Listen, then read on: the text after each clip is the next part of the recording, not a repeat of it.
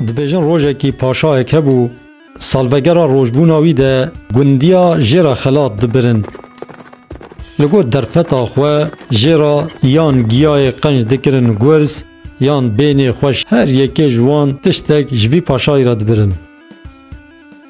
لی یکی فقیر هبو دناوان ده تشتکی وی تنبو نه دکاربو جلا ببه نه حوشاوی هبو که گیا جه هلکه ببه و ت درفتاوی تنبو تشتکی باش بستینه و ببه دیاری پاشاب که لی بله کوا کیوی هبو ده قفسه ده رابو او قفس تولیوی کوا دناو ده بر و هات قصرا پاشا دیاری وی کر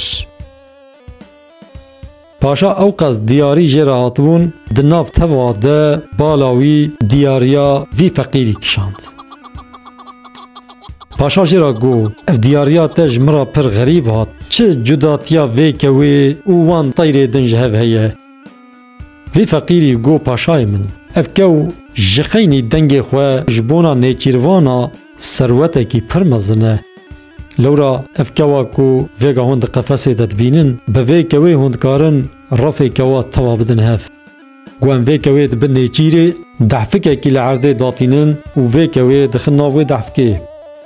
دما اف کو دقبه بدنگ قبقبا وی چه قاس کو لدر و دوری هبن تا بسر دنگ وی دا دفرن دما تین نزیکی وی دبن تف دکبن دحفکه و موانزافت کن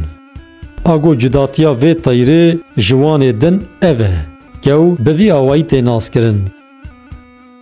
پاشا پر هرس بو هما چو او قفس آنی کو جناوی درخست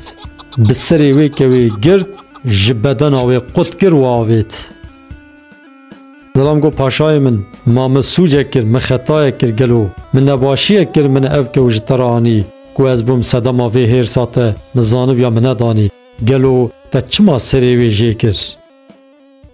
پاشا گو از نخوازم یکی کو خاینتی به قوم خوب بکه کو دناو مده ساخ بمینه و او کسی خاینتی بکه جی ها جزایی وی اوه